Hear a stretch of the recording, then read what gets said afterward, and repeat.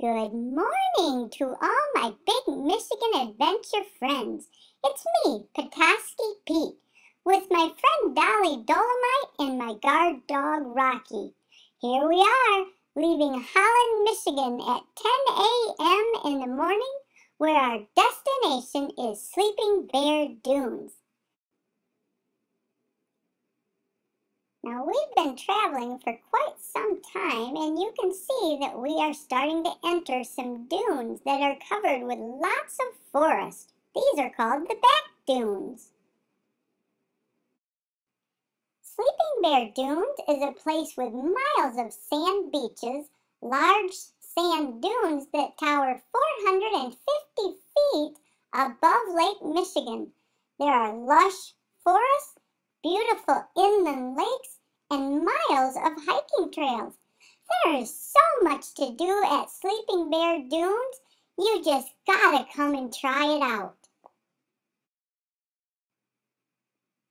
Hey, can you see me on the top of this car?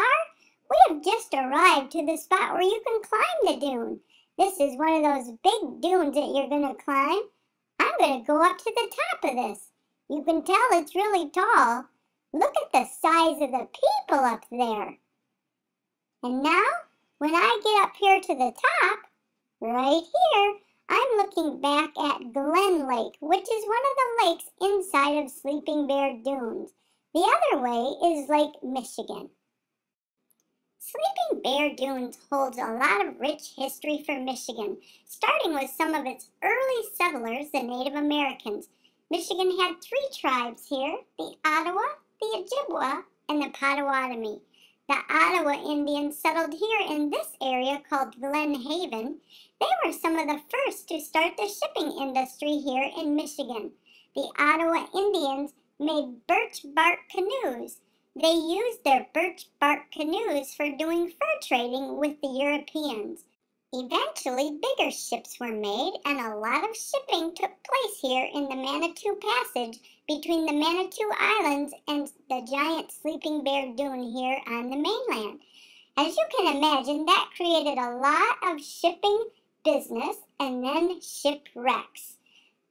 In the year 1870 to 1871, 214 people died in shipwrecks on the Great Lakes. That created a need for a life-saving station. One life-saving station was right here in this area, where they had to rescue some of the sailors at sea after their ships had crashed into the bottom of the lake. Eventually, the fur trade industry died down and it moved on to the lumber industry. You can see here in this picture that lumber became big business for Michigan. You can see the lumber workers here and the lumber that is piled so high. Here's a picture of the Glen Lake sawmill. The Glen Lake sawmill could process 2,000 board feet of hardwood every day from the surrounding forest. Of course, that kept the shipping industry busy, and it kept the Manitou Passage busy. In fact, friends, I learned on this trip that there used to be docks out on the Manitou Islands. The ships would pull up to the docks, get their piles of lumber, and they would use the lumber for fire on their ships. And the fire would produce the heat, and it would provide the energy that the ships would need to get from one place to the other. Now, of course, it wasn't a fire like this one. They had containers to keep the fires in, but I didn't know that they had docks at the Manitou Islands. The logging industry drastically changed the landscape in this area, and now, if you drive around, you will see evidence of many farms. Here's an example of a farm that is still here on Sleeping Bear Dunes. It, of course, is the Pyramid Point Farms. We actually met the people who own this farm while we were traveling. They are a delightful couple who still live in this farmhouse. We were so surprised because this farm is on the property, or it seems like it's on the property of Sleeping Bear Dunes, but it's not actually. Let's talk to Laura Lee and hear her story about this beautiful farm. Well, good morning, Pete. My name is Laura Lee Dzelski. Laura Laura Lee, can you tell me how it is you live here in the National Lakeshore property on this beautiful farm? Well, it happened a long time ago, actually way back in 1910.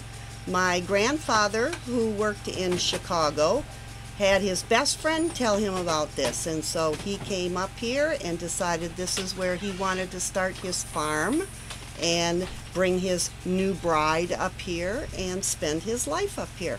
His name was Fred Baker. Why is it you're able to stay in this house here on the National Lakeshore property? Well, when the park decided they wanted to buy all this and preserve it, my mom and my dad were farming this. We had 34 horses, and we raised hay and corn, wheat, oats, everything to feed our animals. And so the law said that the government could not take our land away from us if this was our livelihood, and it was. So they let us keep it, but they made my mom and my dad sign an agreement that is actually attached to the deed. And so if you would go to the courthouse and look it up, you would find this agreement, and it says that they can't develop it, they can't put any big hotels here or resorts, can't build any new buildings unless it's where there's already an existing foundation. So that's how we got to keep this.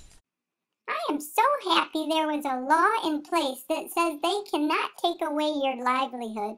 What a great thing that you were able to stay here on your grandfather's property and raise your family.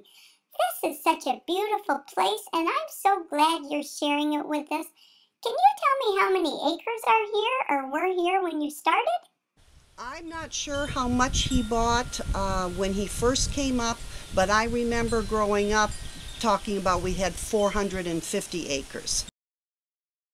Laura Lee, how long have you lived here on this property? Well, then I'd have to tell you how old I am, and you know, ladies don't tell their age, but I'll be glad to.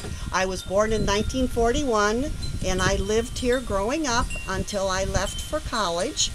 And then after college, I went away and spent my whole career. I was a kindergarten teacher and in Los Angeles, California, and then we moved to Florida, and that's where we raised our family. And then when I retired, I decided instead of just coming up here to visit on vacation for 2 weeks every summer, I wanted to come back here and live here every summer.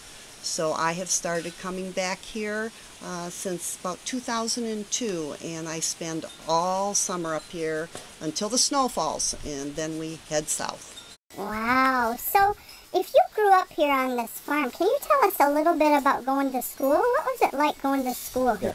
Well, when I started my first year in school, I went to a little one-room schoolhouse that had grades kindergarten through 12th grade. And I had my mother for my teacher. And then from my first and second grade, I went to a two-room schoolhouse down in Glen Arbor and had my mother for a teacher. And then third and fourth grade, I went to a little bigger school down in Empire. And then I went to a private school here in Glen Arbor for 4 years because, again, my mother was a teacher there, although I didn't have her for my teacher then. And then I went my last 2 years of high school to Glen Lake Community Schools. And this is interesting.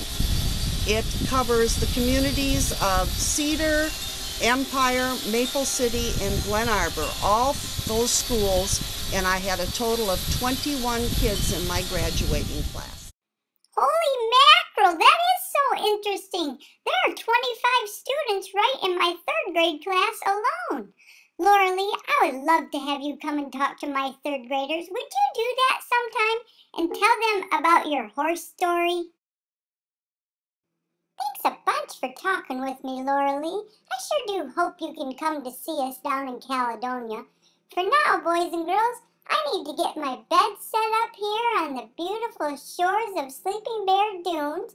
I think I'll settle in, watch the sunset, of course, and then finish off this first day with some delicious s'mores around a beautiful campfire. Boys and girls, it's sure been fabulous. I hope you join me again on the next part of my big Michigan adventure.